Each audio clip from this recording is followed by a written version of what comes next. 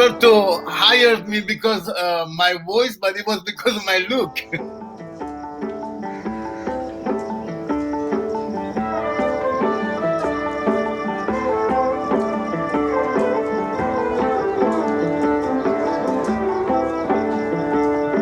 We're good now. Let's do it.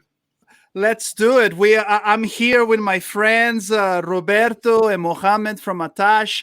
Hello, Austin Music Channel. Hello, amigos in Latin America, friends in Brazil and Mexico, all over the world. If you happen to be here, we're gonna have a conversation. Parts of Atash, and you guys have all these stories on your all world. I have a lot of questions to ask you, but let's start with the basics. Mohammad, how are you doing today? This morning, did you say hello to the sun? Yes, I did. I say hello to the sun every morning, and that's how I start my day, by going out there and saying hello to the sun, because I feel the earth and the sun and the life and the beauty and things that are important. So, and the way life is, any moment we could be gone. So I make sure that I get the sun. I love it. I think that your son Esteban needs to help you one day to get all the images that you have, because every morning you take a picture of the sun and you put on your social media. One day you'll make a video like that shows all of them all together. It would be very cool to see. Yes, I would love to do that one day, and it's all there. It doesn't have to be sun. It could be rainy day, cloudy day, whatever it is. I take a shot of it. Mm-hmm. I love it. I love it. Do you take the shots at the same time every day, Mo? Well, yeah, I leave the house at 7, so when things happen, sometimes there is a cloud and sun comes up and makes a beautiful painting. I usually, on each photo, I write, painters of eternity, because these guys been, drawing, painting for, God knows. I know, and so often we don't even look at it. It happens every day. Yeah, it happens every day, and I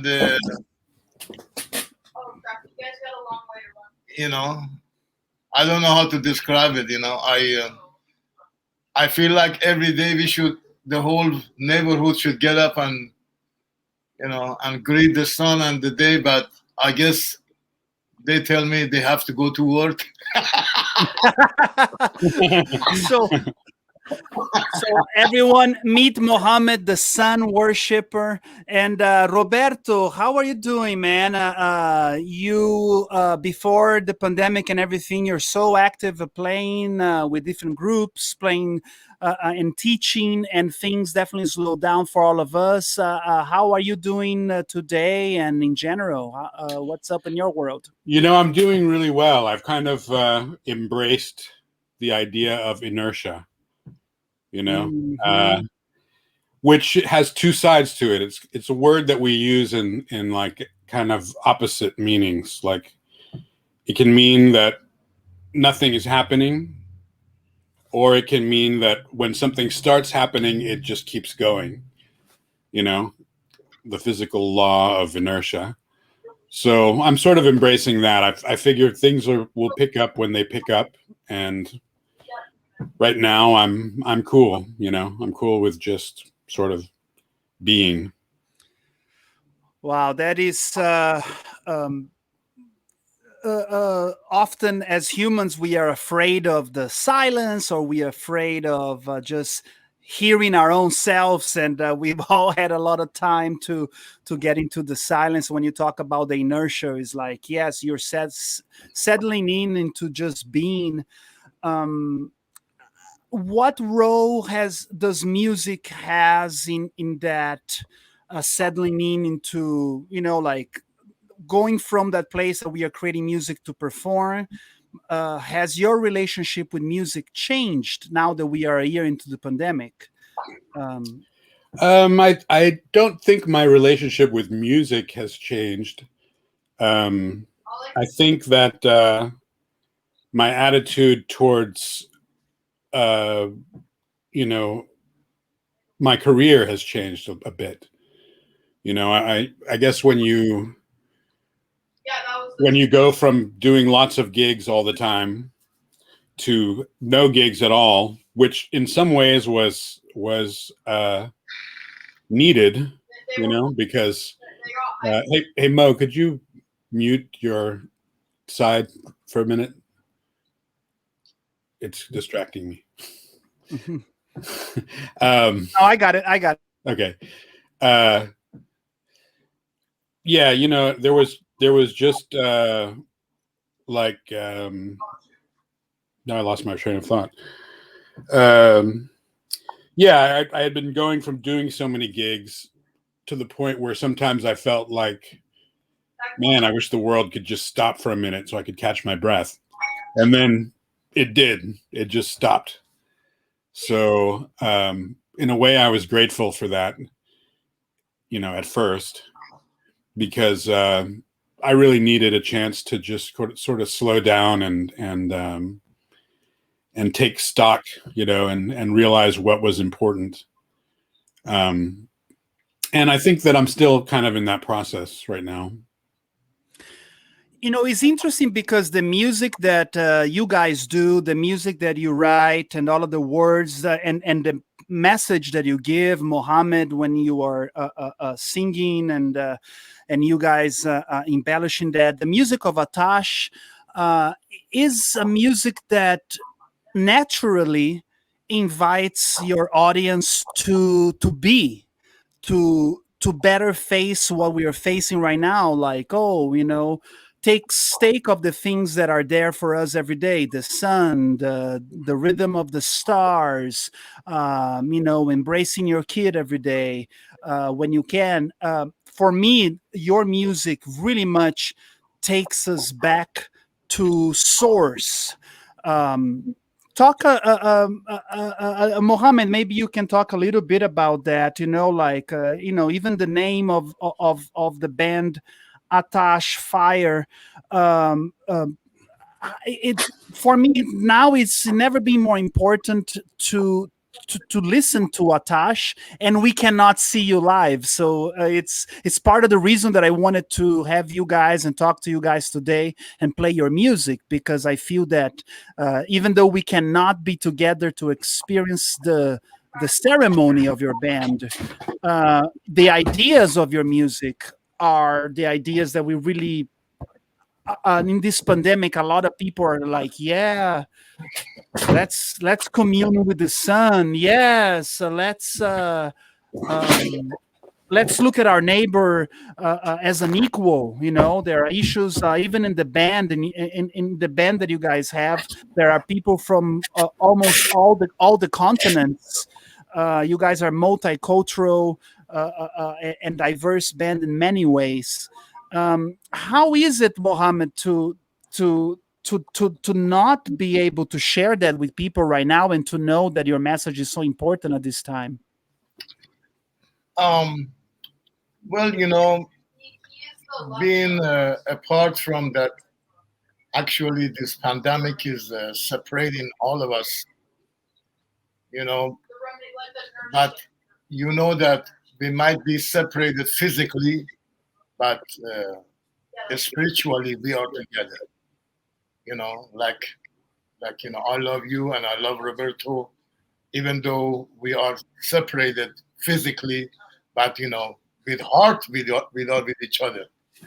So music is like that.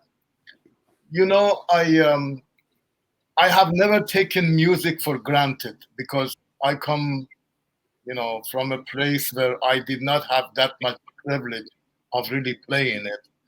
So to be able just to play music, is a blessing for me. To be in a place where I just playing music, just have a stage and and this beautiful players around me to just be so. So I can say, and I can dare to say that I have never taken the what music has meant to me for granted.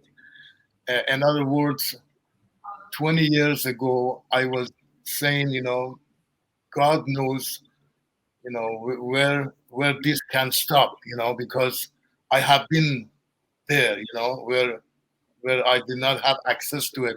So every moment of it, I have enjoyed, and I have always shared it with the band, that just to be able to play music is a blessing. And if you really look at it, like the band like Rolling Stones, they are so huge and they have all the money, but they still go and they go out there and they play music, because the bottom line is playing music. Playing music is the most important thing. It's amazing that now we cannot play music, and all we wish for is, oh, I wish I could play music. But before, maybe some of my friends would say, no, this is not all I want to do. I want to be successful.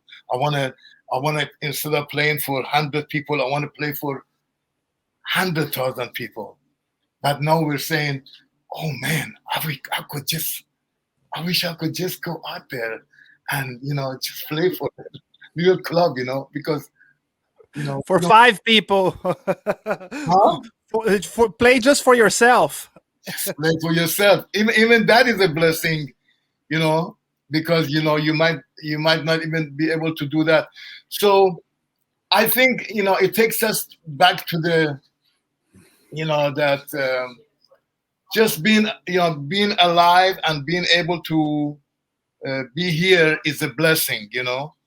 I know that we are going through issues of not playing music, but to me right now, just being alive is a blessing. Just being able to see the sun is a blessing. Just being able to have food is blessing. There's so many people out there are putting their life on the line for me. I am sitting here, and all I am missing is music. But some people really actually have to go out there and put their life on the line to help other people. So I have no complaint. I have nothing to complain. I'm right there with you. Yeah, I am. Right with you. I'm good. Yes, no, I am. We are good too. I mean, the only thing I really miss the most is just playing with other musicians. That's always a lot of fun, and I do miss that. But I've done a few little outdoor, like backyard or front yard serenade type things for people with no sound system, all acoustic, and just like maybe 4 to 5 people in the audience. And that's been really enjoyable. I mean, I haven't done very many of those, but but whenever I have done it, it's been it's sort of getting back down to basics. Yes. With music. I mean, just the idea of not having a sound system, playing acoustically, and people really listening and appreciating it because they're so starved for it too. I was telling Roberto some time ago that the first musicians in the early, they played music for themselves and for the mother, father, brother, sister, cousins, and then somebody said, "Hey, why don't you come to my house and play for in my house? Why don't you come to the park somewhere and play? So that's what we're doing. I mean, I go to the park and I play with some musicians. I pass by Roberto's house every day and I scream at him. Yeah, he usually screams when I'm sitting out on my front porch, and then I get up and I go back inside because So, Back to basics, huh? Yeah. so it's it's good. We are finding this is the situation we're in, and it's gonna pass. We're gonna go back, and we're gonna play music. Whoever is lucky to go back, whoever makes it through this pandemic, you know, life is all. One thing I have not forgotten, and I've always told the band was that we are always surrounded by chased by death. Death is always around us, so we should live it. We should live, and here we are. Today, Living. tomorrow is another day. Day by day, we go. Oh, that is beautiful. If I just want to give another shout to folks that are watching on channel 16, Austin TV, Music TV, and anybody here in Austin or throughout America Latina. Big hugs, un abraço, abraço para vocês. I'm talking to Atash, to the leaders of Atash, Mohammad, Firoozi, and Roberto Riggio. If you are not here in Austin and you don't know much about the Austin music scene, then I have to tell you Atash is an international band with master musicians from many continents that create music that is unique and that brings so many elements together. And I want to talk a little bit about that eventually. Let me put just a picture of you guys here, like just to have that memory that, yes, you're there, you are with other people in a beautiful moment. Do you remember where was this at? I think this is maybe Austin Music Award or something like that. Yeah, this is at the Austin Music Award. Yeah. We can see Jason there, terrific drummer, and your beautiful guitar player. And of course, John Moon, the other violinist of Atash, and Abu, our beautiful friend, Abu Sila. So yeah, I think you guys have won the best world music band in Austin for at least 5 times, or about 5 times, I believe. 6 times. 6 times. There you go, Leah. Come on, don't counting. Come on. 7 if you count the album cover. We went one time. Our album cover won. Oh, amazing! Was it this one by chance? Yeah, that was it. Oh, Andrea Burden. Andrea Burden. Andrea Burden. She's in heaven, and it's beautiful to think of her and her beautiful artwork, and she's watching. Yes. Wow. Anybody watching that remembers beautiful artist Andrea Burden? The other day I was thinking about her art as well, thinking about the tall giraffes, the psychedelic or dreamy landscapes she would made. That's great that she was the one that made the cover for your album. Guys, we are talking about going back to basics and in these ways, and being thankful for what we have. And being thankful for the healthcare providers, the healthcare workers, and the teachers as well, because teachers and all of the folks. And coming back to basics, let's talk a little bit about that. For you, Roberto, how did it all start for you? How did you fall in love with music, and then was it did you know immediately that you were going to follow that path? Was it a gradual process that you were introduced to the musical path? How did it work for you? Well, I think I was always drawn to music. In fact, I found a tape the other day, a cassette tape that was me when I was like, I guess, 1. Wow. And it was at my grandparents' house in Mexico City. And my grandfather had Frank Sinatra playing on his hi-fi. And I was running through the house, screaming music, music. So, it was. I always loved music, and my grandfather. There was a lot of musicians in my family. My grandfather, my mom, my aunts, and so I think I just was hypnotized by it. It was like it was one of those things where I just I would sit, I loved sound. I just loved even just playing a few notes on the piano. I love to just listen to the sound of the notes, dying off and fading away, and the overtones and everything. And I think I just always wanted to be a musician.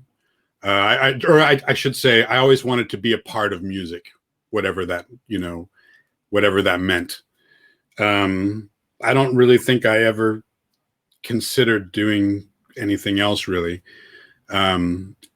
Although there was one point in time when I thought about quitting music, and that was, I was about probably 19.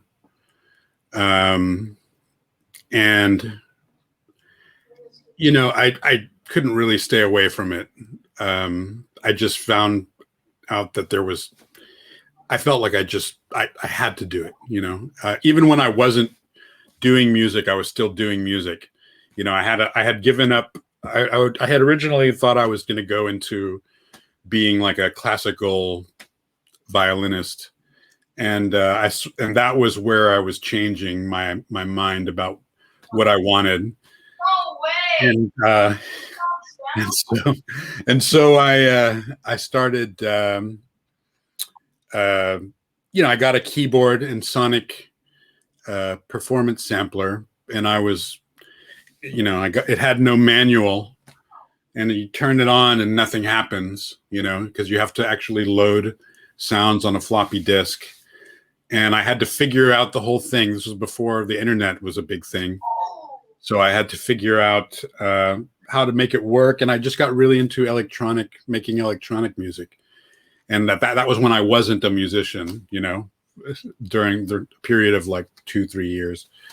So, and then I eventually got back into, performing on the violin and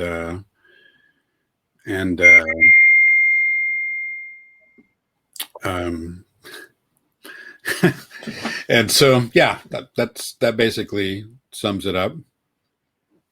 The beginning for you. And Mohammad, I talked to you earlier in the pandemic, and to you, we were talking about you being a rocker in Iran as you were growing up, and you fell in love with rock and roll. Talk to me a little bit about falling in love with music at that time, and that energy from the. Do you still bring that energy that you had when you first started to fall in love with music to nowadays? How does it work? Like when you look back at the younger Mohammad, what do you remember for your love of music about that time? Well, since Iran back in the days, was limited, like parents did not persuade their children to go into music.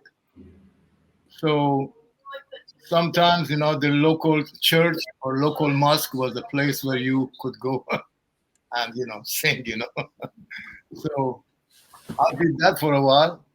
And then when I moved to Shiraz,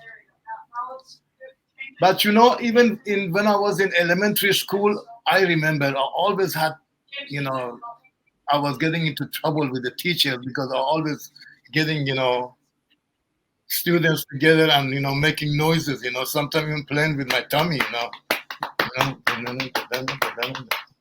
So, but when I was 12 years old, my father had a radio, one of those shortwave radio, and I was playing with it. and it came to this place, and this music comes out, and I had no idea what it was, but I could, it got me, and it was rock music coming from Radio Kuwait, in my father radio. So every night I was, running and hiding and listening to that. So I fell in love with the Western music. But I was always staying close to the Bandari music, which is music of south of Iran, where I was coming from. So in high school, hey, who plays drum, who plays guitar, and underground, and we made this band, where we were playing, for little parties, and I was singing, there was this booklet had the Western music. It was called, Top 20, and it had the top 20.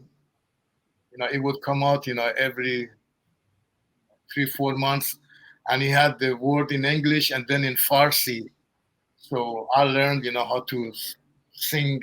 I learned how to speak English, even though I don't speak good English still, But One day. but I learned how to sing in English there. And those days, Iran, back in the 70, 71, Iran was a place where all these people from Europe were coming, like on the street, So I go to these people sometime, hey, if they had, 45 that I could buy from them. And so there I got exposed to rock and roll music, and so as soon as I graduated from high school, I remember I went to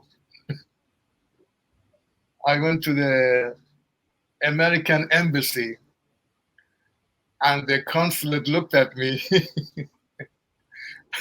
and said, what are you going to United States for? I said, I want to be a petroleum engineer.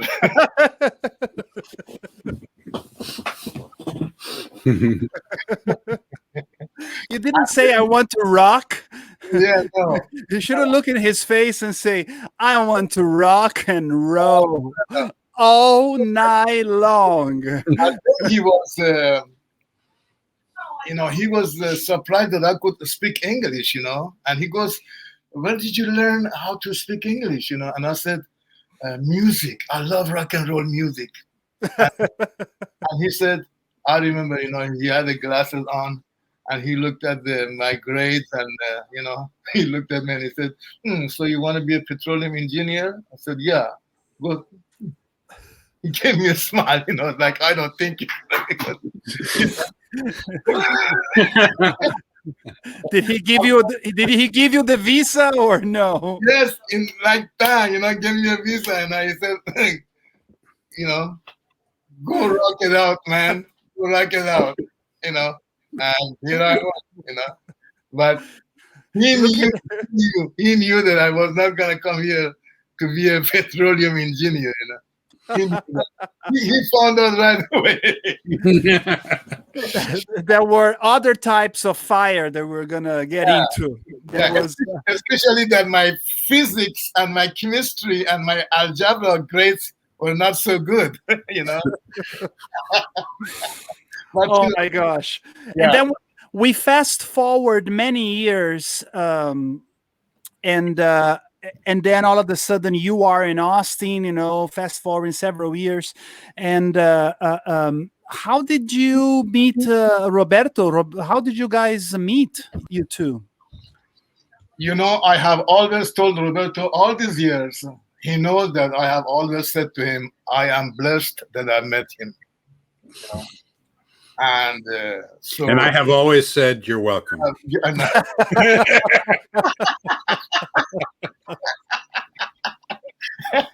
Yeah, you haven't been shy about that.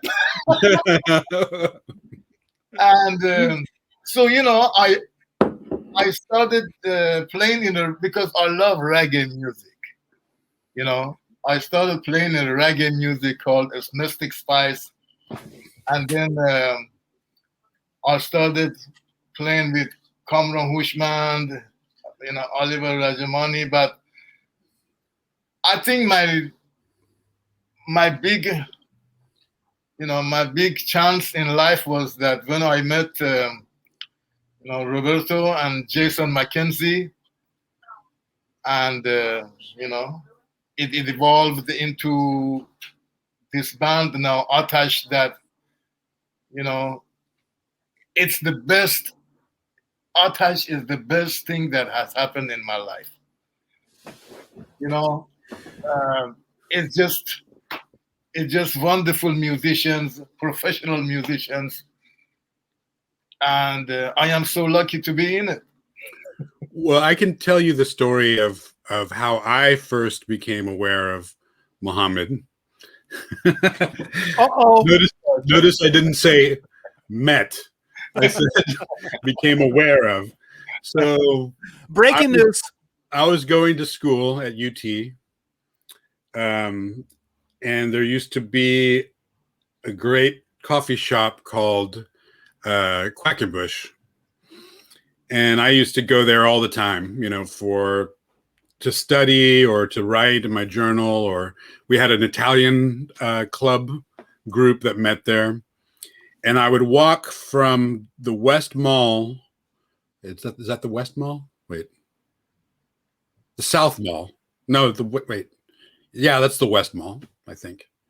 I don't know. Whatever. The one that's right there on in front of Cactus Cafe. Mm-hmm. And I would walk by there on my way to Quackenbush. And I think it was usually Fridays, right? Yeah, Fridays, yeah. Yeah, there was this Atlanta. crazy guy with dreadlocks, and he had a conga, and he would just sit there, and you could hear him from like blocks away. He was like, kind of like singing, An urban hippie. Yeah, and he was often surrounded by other people. There were sometimes penny whistles and people with all kinds of little instruments and stuff. And I just, that was my first awareness of Mohammad. He was just this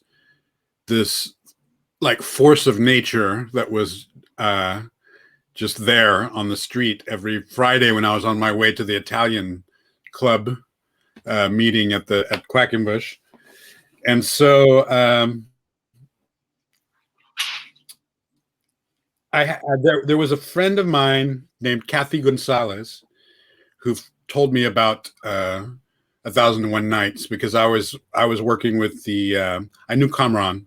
I was working with the Middle Eastern Ensemble, UT, and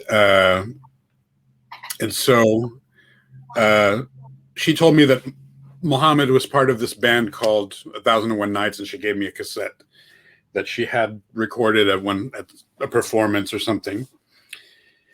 And I went away. I left Austin for a couple of years and went and taught high school orchestra and did some church choir directing and stuff like that for a couple of years. And I was just, I was trying to go into that direction, but I realized that really wasn't for me either. I love teaching and I love working. I really enjoyed those jobs, but I missed performing a lot, and I wanted to do something original. So after being for 2 years in South Texas, I called up Kamran and I said, "Hey man, I want to come back to Austin. I want to get into the music scene." And he told me about some gigs he had going on. And then by that point, Mohammad was no longer with 1001 Nights, but he and I would meet up at dinner parties and stuff like that. and it was one of it was the dinner party of my friend Anjali. I was going to say, was it before Art Amici or? Yes, it was before before Oscar Riquelme. Yes, those were great times too, though. But yeah, this was a little bit before that. It was around 96, I think, end of 96. My friend Anjali had a dinner party, and Mo and I wound up being the last people left at the party, jamming. Ooh. And somehow I'm not surprised. Yeah, and so that was when I heard Mohammed's voice, and I thought to myself, that's the voice I've been looking for, and it's true, Mo, it's true. But so then I said, Kamran, we have to get Mohammed into our band. And Kamran said, our band. No, I'm just kidding. He didn't say that. But, they had already worked together, and that wasn't going to happen. So I said, all right, maybe I'll just play with Mohammed and his band. So he invited me to come on stage with them at Lucila's studio in December of 1996. Was that the Gypsies? Yeah, the Gypsies. Oliver Rajamani and Jason McKenzie and Alyssa Ramos. Well, now she's Alyssa Ramos, but at the time. And Sarah on the sitar. There was no sitar. It was just Oliver, Mohammed, Jason. I think there was another guitar player. John Lutzenheiser. Maybe. Was he at that gig? Yeah, it was John Lutzenheiser. Yeah. John Lutzenheiser. And so I met them on stage while we were performing. I had never, there was no preparation, no rehearsal. And that was pretty much the way it went for a while. Mohammed would just invite me to gigs, and I'd say, okay, are we going to rehearse? And he'd say, oh, just don't worry about it, and it was great. I mean, it was great. It was really, the musicians were really great, and it was a chance to sort of create something on stage, and I loved it. And around that time, if I remember correctly, I was just arrived in the United States, and I was in college. There was a resurgence of improvisation-based music. There was a resurgence of several jam bands, and Fish and many others. And at another level, that lends itself to a curiosity into improvisation, into Eastern music, and so forth. So that was a good time to be exploring a little bit with high caliber musicians. Improvisation. And the scene was really cool at that time too. When we started playing at Mercury Lounge, that was our first residency, and just the whole scene downtown was so different then. There were just, every club had, live music and original music. And there was a lot of people kind of knew each other. Like if you were a musician, you could get into any other club for free because they knew you were part of the scene. They'd even give you drinks and stuff, There was a lot of camaraderie. There was everybody would go to check out each other's bands and stuff. And I wasn't even a musician. I was a music student, but still, I would even, so a big shout to everybody on that scene. If folks are happy to watch us, if you're watching us right now, Austin Music Channel, Channel 16, or if you lived in Austin in the past, if you remember those days, you can comment, you can say hello.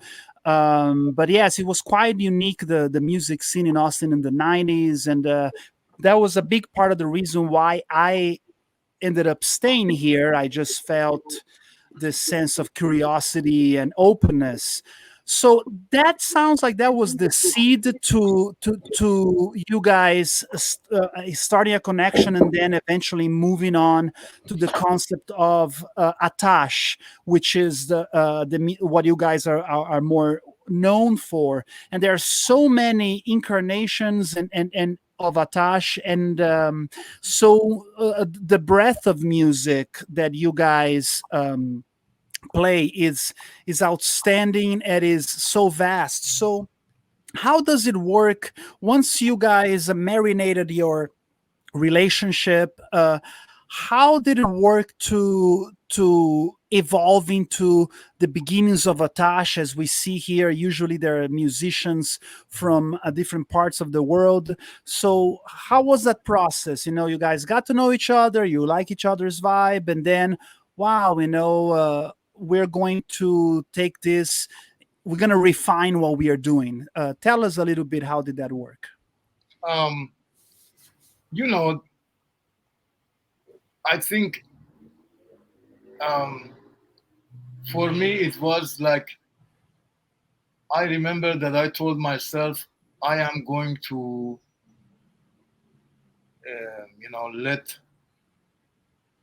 let the ideas fly, and I realized that I was surrounded by wonderful musicians, and let things happen. Well, if I could, I remember. Yeah, go ahead. I remember when, so I left for a little while in 1998. I did some traveling, and I went to film school in New York. And while I was gone, Oliver left the band, and he was kind of, I guess I would say Oliver was sort of the music director of the Gypsies.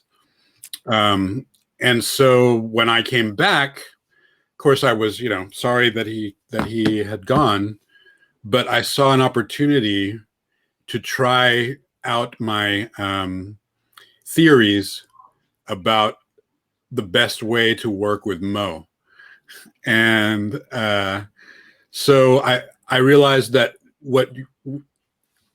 Mohammad works best if you can create the vessel and then let him pour himself into it, and so basically I started experimenting with that. There was a whole different group of musicians who had come into the band, and I would say that was sort of the birth of Atash there, because that was we're still playing some of the songs that we wrote at that time, and the songs were spontaneous creations in some cases.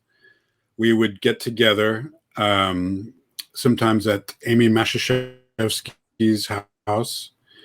Shout to Amy. And she'd make some great food.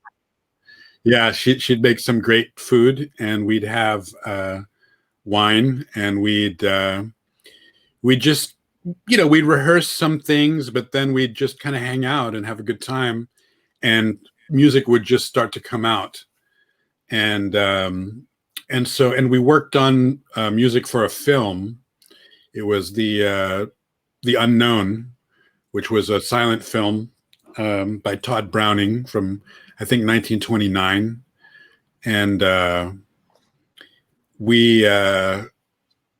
it was in the process of writing that music, collaborating on that music, that I think the identity of Atash started to emerge, as far as musical styles and the kind of the mixture of improvisation with composed things, that, even though we performed at Alamo Drafthouse, and even though we composed themes for characters and stuff like that in the movie, we did a lot of improvising with the film.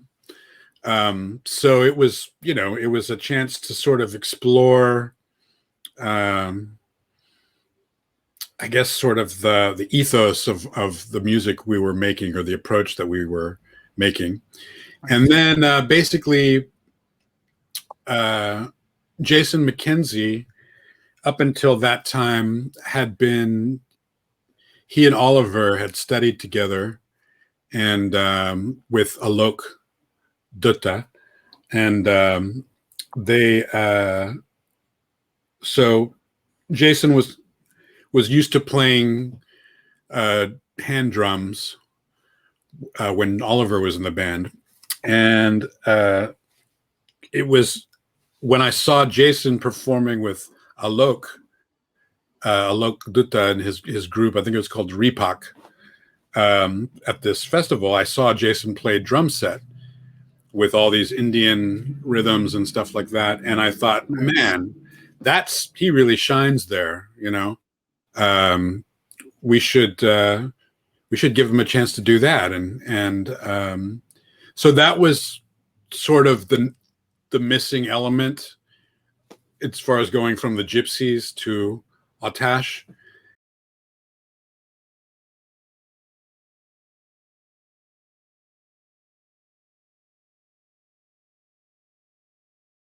Is we decided, Jason, don't be limited, man. Like be a drummer. You're a good drummer, because absolutely. Yeah. It turned out to be he was resistant to it at first, because he was saying, well, I thought of our music as being sort of like more traditional, and I'm like, no, let's not be traditional. Let's just make our music. Let's not worry about these ideas about trying to be traditional or trying to be anything like that. And once we went to California, and that sort of sealed it. The people who went to California became Atash, and that was me, Jason, Mohammad, Dylan, and John. And then we just expanded from there. I mean, the group kept growing from that point on. But I'd like to add here something that Roberto mentioned. See, when I was playing with Oliver and Jason and Roberto, Jason was playing hand drum, and I was coming from this rock feeling, and I didn't want to tell him I want, I want some rock and roll into this into this traditional Eastern aesthetic. Mix it. And I think when I say that I believe in all these mysteries of spirituality of things happening, was that Roberto discovered that. I think if I had gone to Jason and I would say, Jason, I want you to play rock, maybe that would not work. But for Roberto to see him and playing drum and say, I want you to try this, because Roberto and Jason are the greatest, to me, duo riding partners that you will ever see. They work together so, it's been 25 years now, so we can say, and all these albums made, they really work good together. And that is not to give credit to any other musicians. I'd like to mention all the musicians in the band, Indrajit Banerjee, John Moon, Abu, Jose, Tierra, Christian Fernandez, Dylan Jones, Rob Hooper, Chris Hauser, Arsani Sella, Abu, all these people that they... Michael Longoria, all these people that they have contributed to our music. But Jason and Roberto, they are a team. Well, they are, one is driving the bus, the rhythm section, and then you have Roberto driving beautifully the melody. And often I have been with you guys just as an audience member or as a videographer. Oh yeah, some people watching. I was Atash tour manager for a tour. That's right. One day, that was fun. Yeah, it was a lot of fun. I had the opportunity. I knew some influential people at that time in Mexico, and they asked me, "We want to bring something unique, something heavenly to the city." And I was like, something unique, something heavenly, something universal. And I thought I called you guys, and I believe it was John Moon picked up the phone. And in the beginning, hello, John, if you're watching, hello, John Moon. John was like, I don't know about this. Yeah, he was very skeptic. Hey, someone's calling from Mexico, and they wanna pay us to go there, and they're actually offering decent money. That doesn't sound. Yeah, it sounds fishy.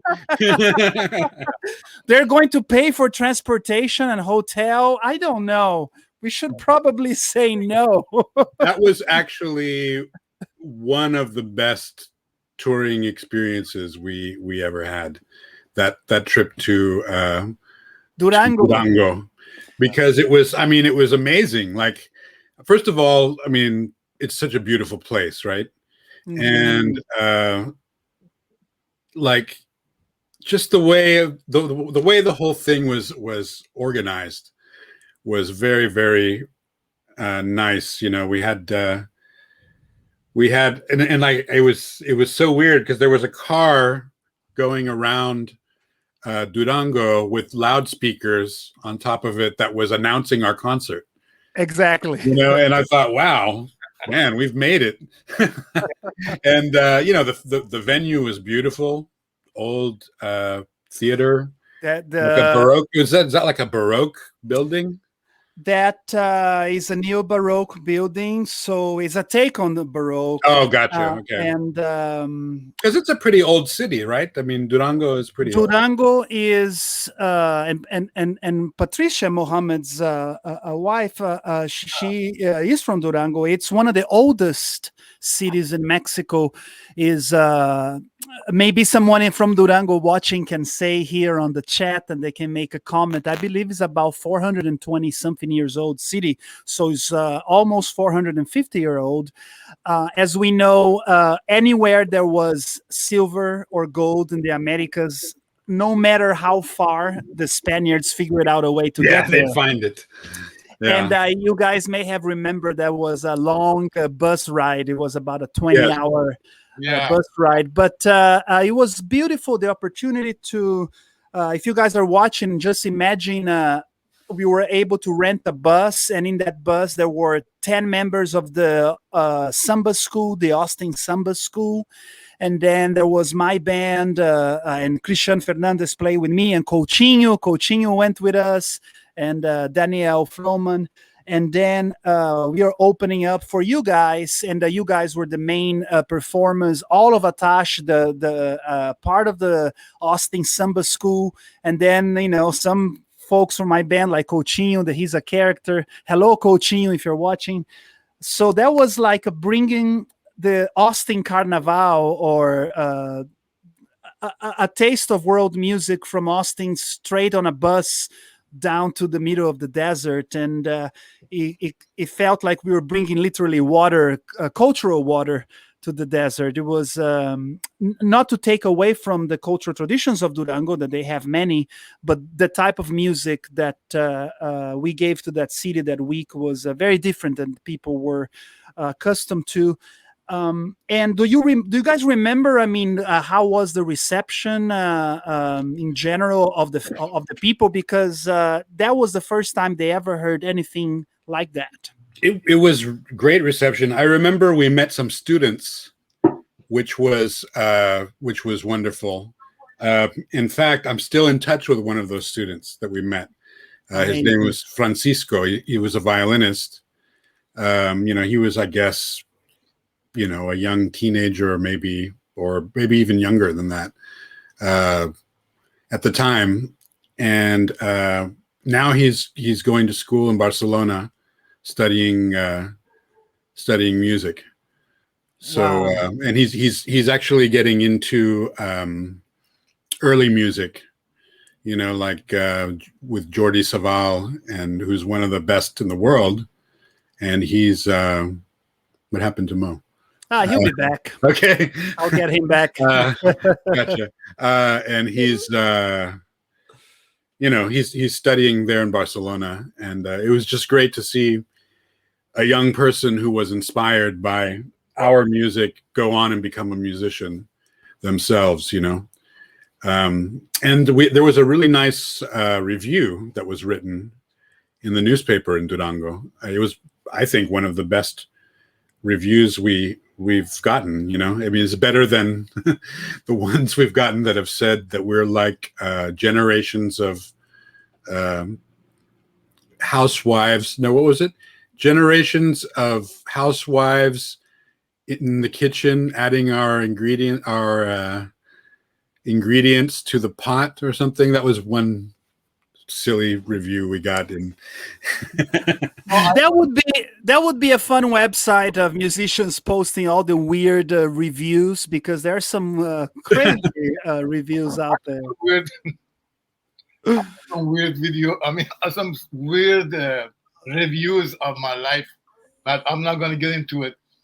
But I want to speak about Durango, and was that, you know, in my in the city I was born, you know, Borazjan, there is a lot of scorpions, Mm-hmm. huge scorpions. And when I was in Durango, I heard that there is a lot of scorpions here, you know. Yes, absolutely. So I was excited to see them, you know. And I remember, you know, that, you know, I was going out and I was looking, you know, see if I could find some scorpions. But it was amazing that, you know, out in the farmer market and the shops, there were scorpions, you know, made, you know, everywhere. So I was looking for scorpions. Anybody watching, if you want a belt buckle with a large scorpion in it, that's the place to get one in Durango, Mexico. Anyway, you know, I also wanted to, you know, mention that, you know, it's amazing that we have been together, you know, in band, you know, for 25 years. And one of the things that I think has kept us going, and we are still great friends and we still play together, is that, you know, I can only speak for myself, and that is that, you know, I don't think you should push the music, you know, like push it to where it does not need to go, because then it creates problem. I remember the line from Rumi that I've said a million times, that we have fallen to a place where everything is music, and if one of our instruments must break, there are many instruments playing. By that I mean that you cannot replace Roberto Riggio. There is no trying to butter Atash. me up. That I mean that Butter me up for some reason. instrument is lost, we're done. So Um, yeah, so remember that. But I just want to say, you know, in the band, like you know, many people have kept this band going. Like, you know, let's say Michael Langoria has been there. Hello, Mike. Yeah, Michael Langoria has been there for us, you know, since the Red Fest days. You know, every time someone leaves, there he is, and you know, he feels the music, and you know, he's always been there, so humble, so beautiful, and you know, I like to well, mention. and you know, we're always evolving. That's one thing that's kind of Yeah. Interesting about the group. When new people come into the group, it brings another element into the mix and another dimension. And so I'm really curious to see how the our next album is going to sound, because it's there's a lot of, with COVID and people staying home, we're sort of experimenting with how we're going to do our next album. And there's going to be a lot of sort of remote collaboration happening between us, even though we're all in the same town. It's just, we're trying to be very cautious and stay home and not get out and hang out with people too much. So we're doing a lot of trading ideas back and forth right now. And I just think it's going to be interesting. I think it's going to be an interesting process. I think we are in about to make the most beautiful album of Atash yet. I think this is going to be so beautiful with with Jose Manuel Tierra there, and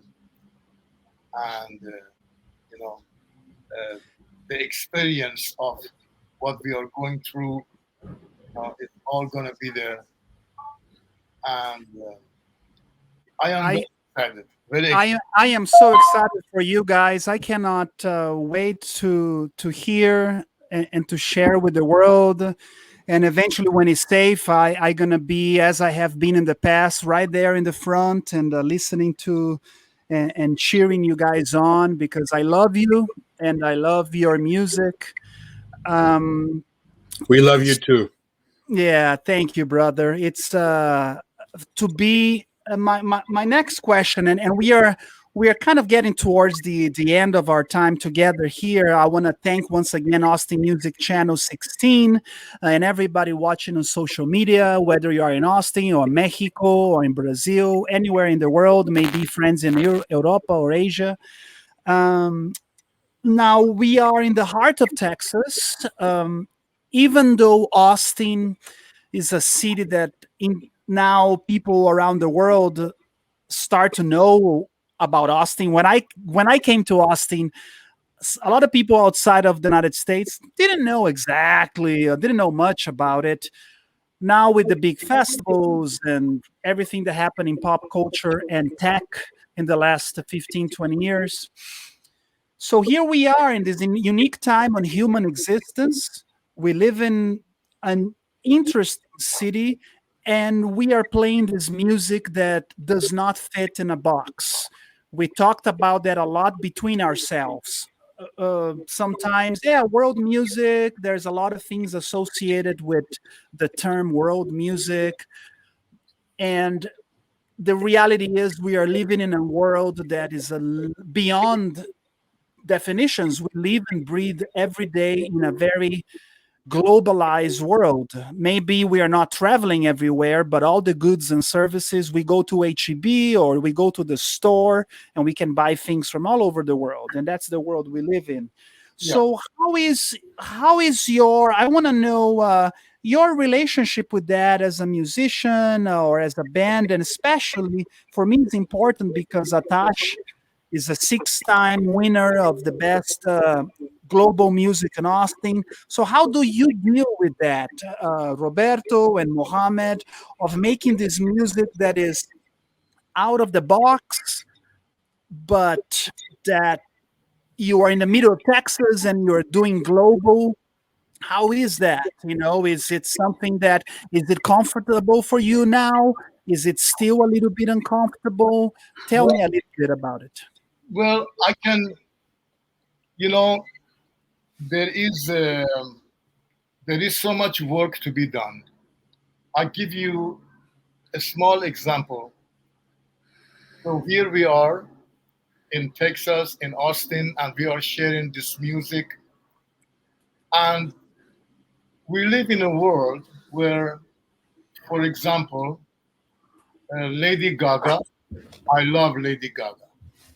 Lady Gaga goes to a country like Indonesia, a Muslim, majority Muslim country, and 50,000 people come see Lady Gaga, in a tiny Indonesia country. But the singer from Indonesia does not get a chance to come to United States and play for 50,000 people. Now you might say that it's the power of marketing, the power of you know industry, the power of everything. But in reality, it's kind of, we live in a world where there is unfairness and there is discrimination, just like anything else. Well, World music, world music, we have had our share of it. I am very,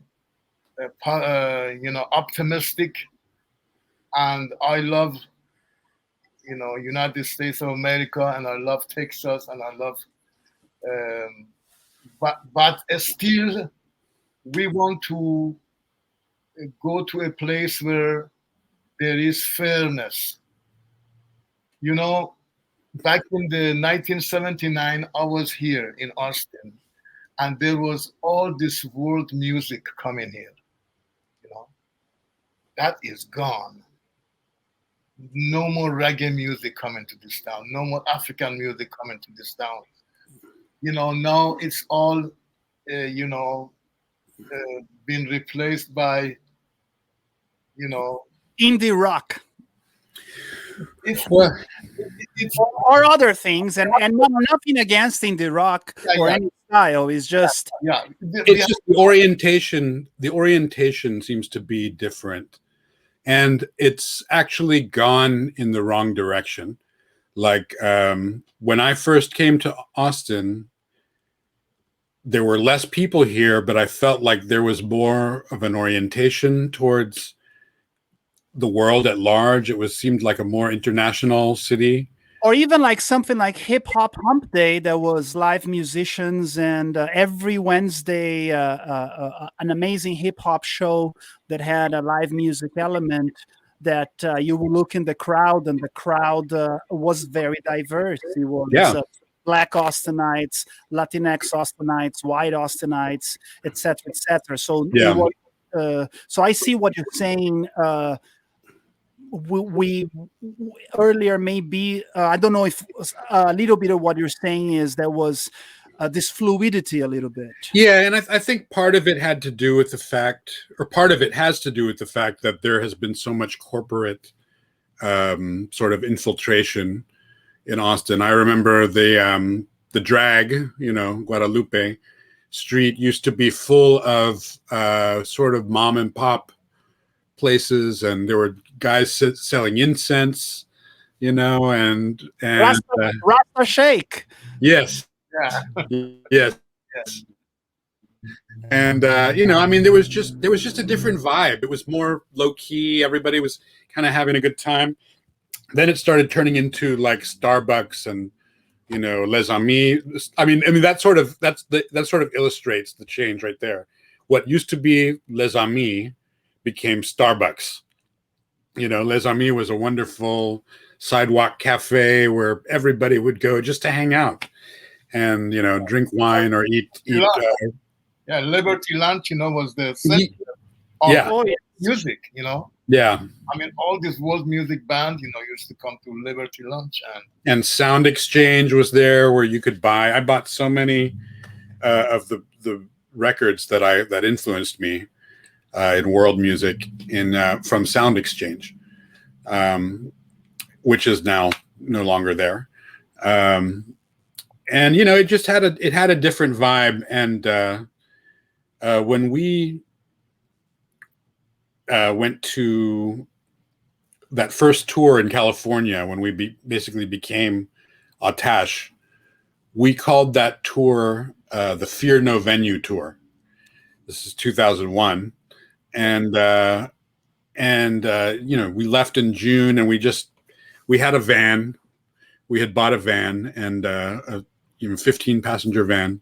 We just decided we're going to go to California. We had the phone book. We had cell phones. Cell phones were not even that common back then, but we had a couple of cell phones. We were on the way to California, just calling venues out of the yellow pages.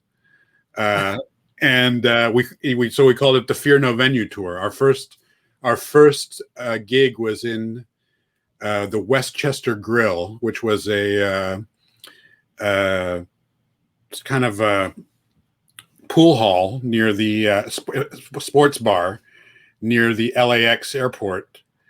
And the guy opening for us was a middle-aged black man doing karaoke. Like that was our opening act.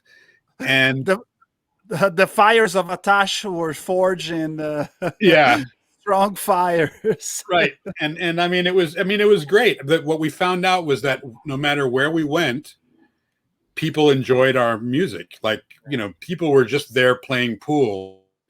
No idea who we were. Here we are with Mohammad singing in Farsi, and people were getting into it, and every gig led to another gig.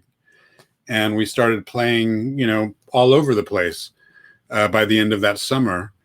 And, it just, at that time, people were very receptive to our music, even if it was at an unlikely place.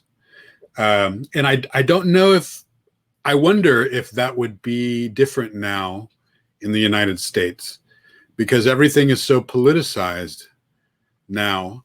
I wonder if there, I don't know. I mean, I'd actually like to try. I'm optimistic. I'd like to try. Yeah. Because we've always had a good response everywhere we've gone. Yeah. And I think that could still happen. I'd actually like to prove that it could still happen. Well, what can go wrong? An Iranian, a Mexican, an African walk into a bar. A Korean. Oh, let's not forget, John Moon and his great contribution to the band. Oh, of course. He has been, I am a fan of John Moon. John, if you're watching, I love you so much. And all the work that John Moon does, not only with Atash, but with music education. And he's going to Haiti. I know that he wasn't able to go to Haiti this last time around. Maybe one day I'll be lucky and be able to go with him, because I really would like to do something like that. But it's beautiful also the work that Alseni Sila and Abu Sila does, and you guys have worked with both. Alseni here is in this picture, and then we'll see, I think we have Abu in this other picture. Mm-hmm. And so all of let's take this moment right now to give love to all of the musicians that have been part of Atash over the years. Thank you. Because they're outstanding musicians. Thank you, Freddy. And if you are watching with Austin Music Channel 16 and you love Austin music, then you probably have seen these musicians you have seen these musicians in different bands, and it's just a beautiful thing to have you guys here and to talk a little bit about how did you guys start to create something so beautiful together. I will have in future shows, I'm gonna have one episode where I'm gonna interview Indrajit, and hopefully eventually I can interview most of you guys. I can do an interview with Abu one day, so and so forth. Who knows? If I get lucky, I may find Christian Fernandez in the south of France and do an interview with him. Yeah. That would be an accomplishment. Yeah, I talked to him not too long ago, sometime during the pandemic. He was walking around in I guess Nice I guess that's where he is. Nice. Hello, Christian. I will be, if everything goes okay, I'm planning a trip to south of France after COVID, so I hope to see him. Nice. Guys, what a pleasure it's been to be with you today, Roberto and Mo. We're gonna close with a little game here. Okay. So here it is, and then after this, I'm gonna play your music to everybody at home watching. I'm gonna ask you a question, and you're not gonna have a lot of time to think about it. The first thing that comes to your mind, you say it, okay? And if nothing comes to your mind, you can just pass, no problem. This is a questionnaire done by a philosopher, by Proust. He was trying to make a questionnaire that you could get to the essence of a human being. I think he's full of it, but still fun to play. So I'm gonna say a question, and maybe Roberto, you go first, and then Mohammad, you go next. But that's the thing. If nothing comes to your mind, just say pass. Here it goes. What is your idea of perfect happiness? Warm water. How about for you, Mohammed? What's perfect happiness for you? Sun. Nice. Next question. What is your greatest fear? Overcooked pasta.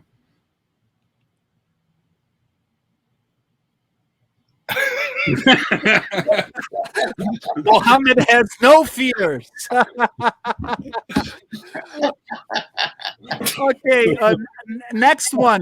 What is the quality you most like on another human being? Kindness. Nice. Yeah, me too. Kindness. Kindness, amazing. And what is the quality that you least like, that you dislike in a human being? Ego. All right. Pass. On what occasion do you lie? Do you ever lie? When do you lie?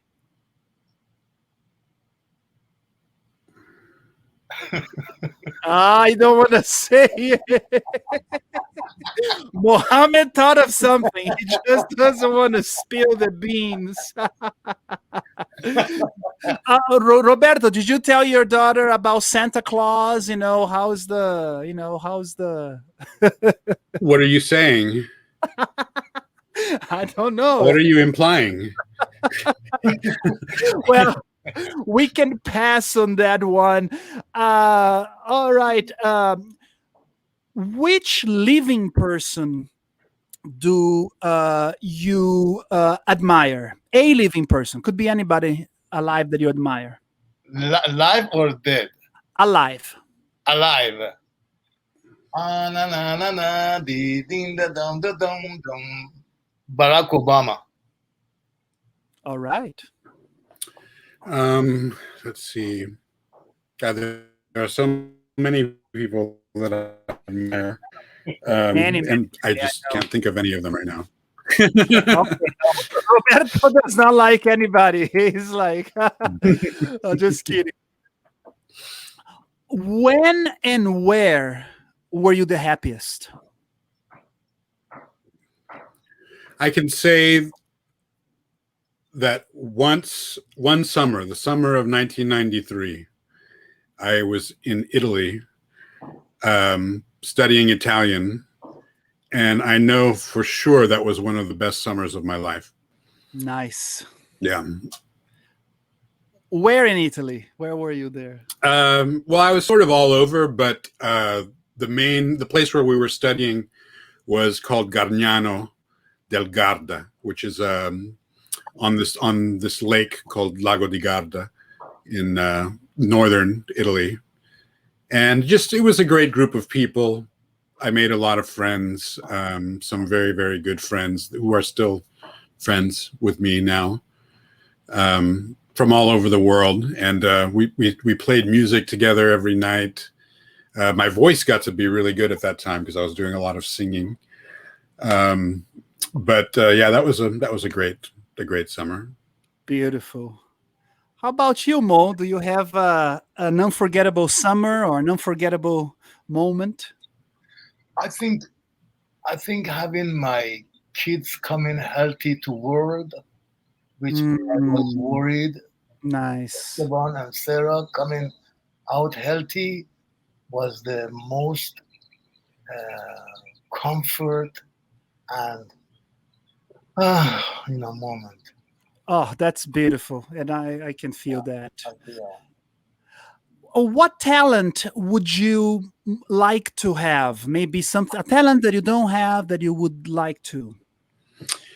I would like to be able to build things, like make things out of wood, or you know, build houses, that kind of stuff. Nice. How about you, Mo? I'd like to be a little bit more good looking. Like modeling. Okay, got it. International modeling. uh, You guys are awesome. uh, If you had to live, if you could choose to live, and you had to live outside of Austin, somewhere else in the world, where would that be?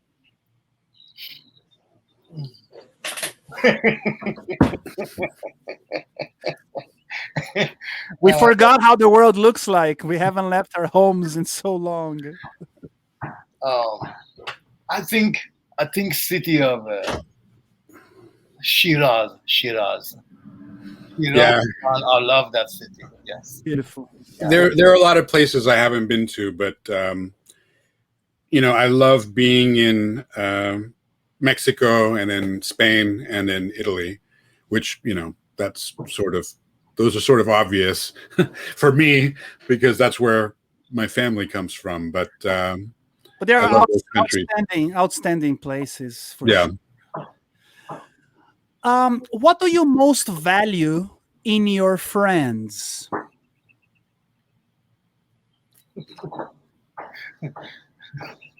They don't ask me to borrow money. Uh, kindness. Kindness. Kindness. Yeah. I think for me, sense of humor is pretty important. Mhm. With my friends, because it's nice to have people you can laugh with. Absolutely. Do you guys have a favorite writer or writers? Yeah. I love Khalil Gibran. Great. I love Ahmad Shamlu, Persian, poet, writer. I love him. Yeah. Beautiful. The tradition of Persian poetry is such rich tradition. It's amazing. Rumi, Hafez, yes. Exactly. It's a deeply rich tradition. And if you guys, you will love the music of Atash, if you love the poetry of Hafiz and Rumi. Do you guys have any favorite, or did you ever had a favorite hero, like a superhero, a childhood hero? Nelson Mandela. Nice. My childhood hero was Beethoven. Wow, that's pretty amazing and very, very intense guy. Which historical figure would you most identify with? Maybe it's even Beethoven, but yes, thinking about history, is there someone in history that you think you would identify with? I sort of identify with Liszt, the composer Liszt, because he Hungarian composer. Hungarian, yeah. For some reason, I've always felt this connection to him. Just he was one thing about him was he was very encouraging to other artists. He had a long career, And he went, and he even had there's a spiritual element to his career. He eventually became an abbé, where he would do exorcisms and stuff like that. I didn't know that. That's fantastic. Yeah. But I think I kind of identify with him. I love he's sort of, what's the word I'm looking for? Embodies the romantic era, So absolutely. Beautiful music. How about you, Mohammad? Anybody in history that you will identify with?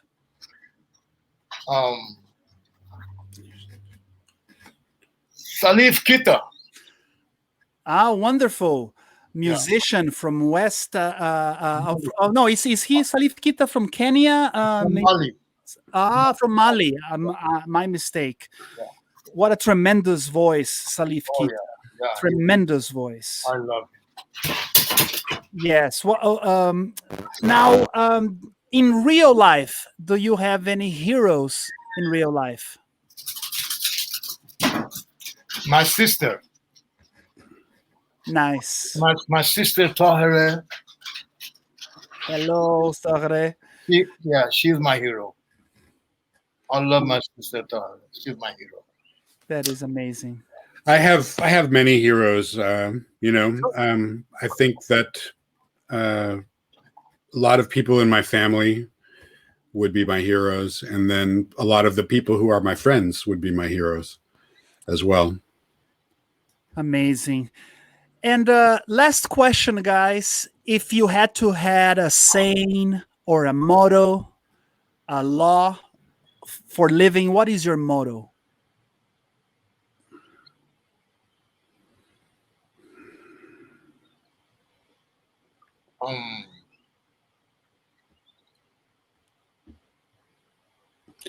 Have a good time all the time. Oh, that's awesome. That's a Spinal Tap quote. Make people laugh. Make people laugh. Make people laugh, and and help them make it easier, and just live life as it is the last day every day, and feel yourself in the universe. That overwhelming feeling of the vastness of the cosmos pressing upon you. Right. And there's nothing else but dance or play. Right.